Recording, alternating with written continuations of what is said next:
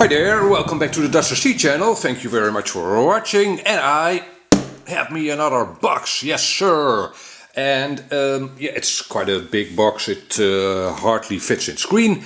It is an XK Whirlwind X251.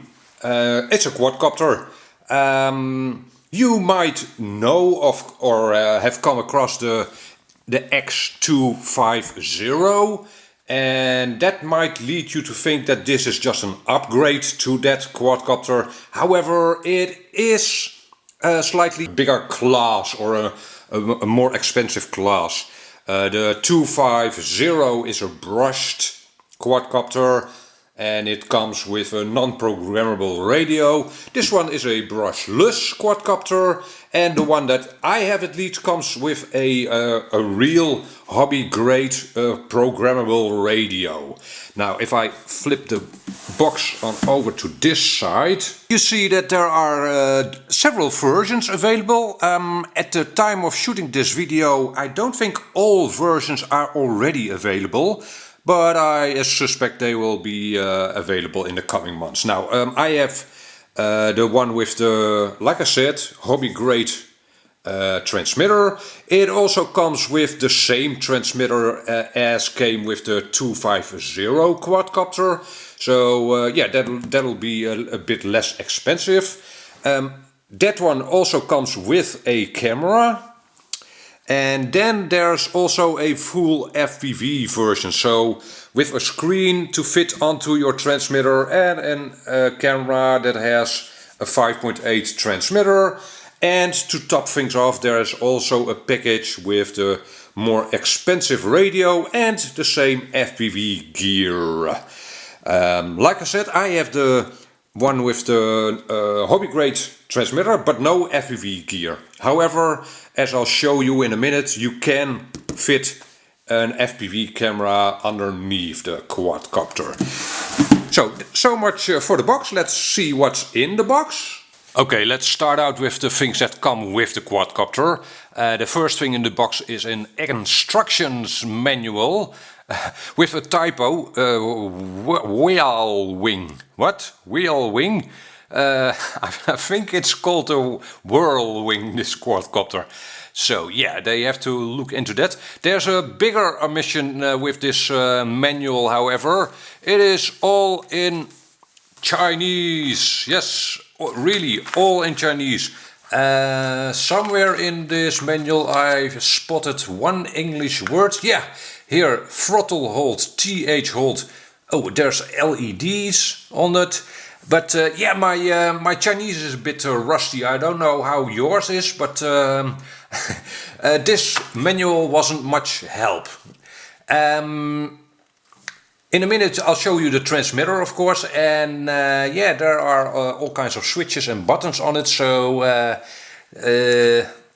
you know what, in the flight videos I'll just experiment with them and I'll tell you what they do. But I assume XK will have an English manual in the near future for this quadcopter as well. Next thing in the box is a power adapter and a charger, and that will charge the LiPo, the flight LiPo, with the balance connector 2S. So this is a 2S charger. Actually, the flight LiPo that comes with the quadcopter, you'll see that in a minute, you can't charge that with a hobby grade kind of charger. That's a bit of a shame, really, but the charger actually charges reasonably fast, reasonably. And the quadcopter comes with a full set, let's check. No, actually, well, yeah, there are 4 spare blades, very nice. And it comes with a screwdriver to do maintenance on your quadcopter and an Allen key. Okie dokie, that's very nice. I'm glad it comes with a full set of spare propellers. The propellers look to be, what size is this? 6" probably, so probably around 6x4 propellers. Alright, and here is that transmitter that comes with the version that I ordered. It is the X7 radio with a very nice LCD screen, which is backlit. Let's see, can I switch the backlight back on? Yeah, there you go. The gimbals are, yeah, they are very nice. I'm actually very glad that the throttle stick is not ratcheted. Very nice. It has digital trims for all channels. Let's see. Yeah, it doesn't have an aerial that can break off. Very nice. It has all kinds of 2-position switches. All switches are 2-position, by the way. And it has this red knob, push knob. At this moment I don't know what that is for. We'll just test it, see what happens if I push that button. Yeah, it is, like I said, a fully programmable radio with model memory actually, so that's all very nice. You can alter for instance, the yaw rate, pitch curve, all kinds of things. We'll get more into the radio in my flight videos though. And here is the star of the show, the XK Whirlwind X251 quadcopter, brushless quadcopter at that. Yeah, subject to personal taste of course, but I love the looks of it. Very nice. Now obviously this is not an FPV racer at all, even though you can put FPV gear on it. It is more like a line of sight sports flyer, I think. At least that's what I ordered it for. And for its looks, and in this size and price range, a brushless quadcopter, very nice. Yeah, tiny little brushless motors, of course. It is a smaller size of quadcopter. Pretty normal blades, and to be honest, yeah, now that I look at them, they might be 5". I'll look that up and put that on screen. And yeah, nice landing gear. Now the legs and the landing gear look to be carbon fiber.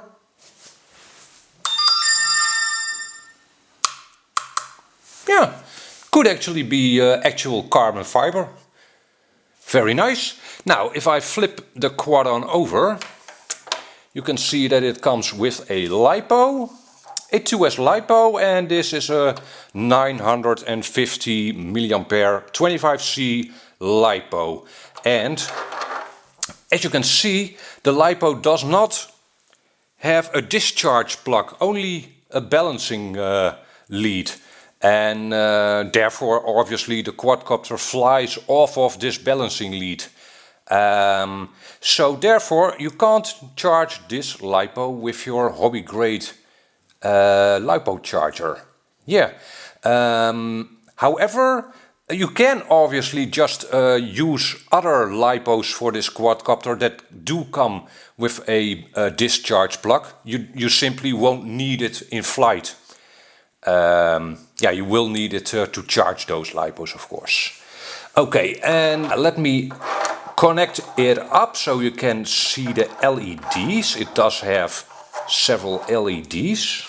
There you go. Yeah, it's a bit hard to see. Let me actually switch off the studio lights. There you go. Yeah, now the quadcopter itself is a bit hard to see, obviously, but at the rear you got red lights in the motor pods. Very nice. I'm glad they didn't put the red at the front. At the front, green lights. And at the rear of the quadcopter, let's put it on back on its feet. You've got yourself a green status LED. At this moment I haven't flown it, but I assume that status LED will turn red when the LiPo runs out. And there is a faint blue light over here as well in the body. That's a bit hard to see. Yeah, you probably can see it on video. Yeah, it looks very nice.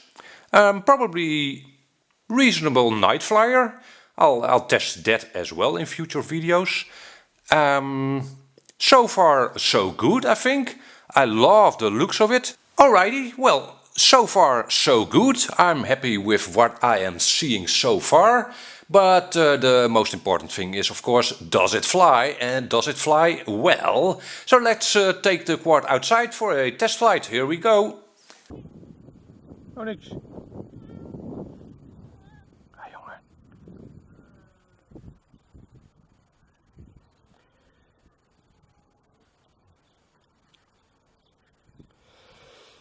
Okay, let's do a little test flight with this X251 whirlwind. There is a little bit of wind, but well, and I hope it'll fly well. Otherwise, I'll crash it in the water. Maybe. We'll see what happens. Okay, radio on. There, we connect up the battery.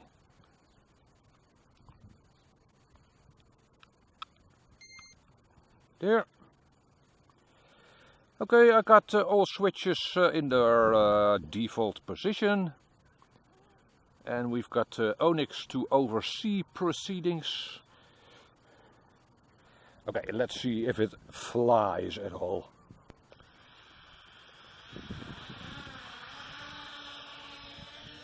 Yes, it does fly. There is a little bit of wind.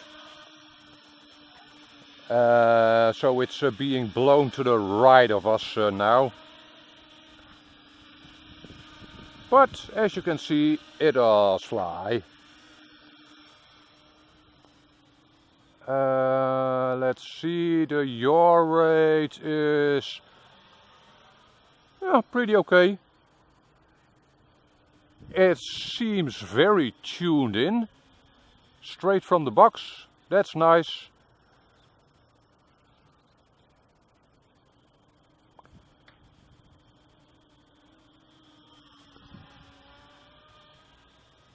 It's pretty quiet, the quad.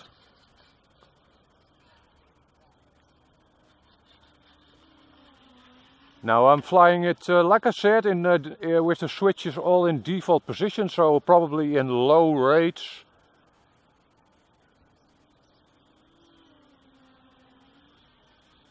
Yeah, in low rates it's pretty forgiving. I'll do a separate video on all the flight modes of this quadcopter. Right now I'm just having a look if it flies well at all, which it does seem to do. Let's try a little punch out. Let's bring it on in.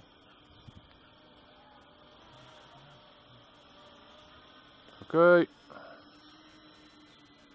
Here we go. Yeah, pretty okay. Not super fast, but for a quadcopter of this size, on a 2S LiPo, and it was very quiet and stable in the punch out. I like that.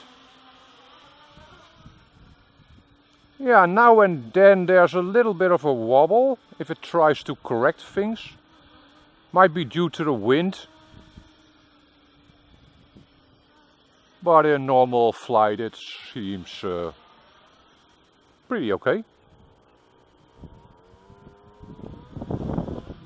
Yeah, nice. Okay, so much for a first little test flight.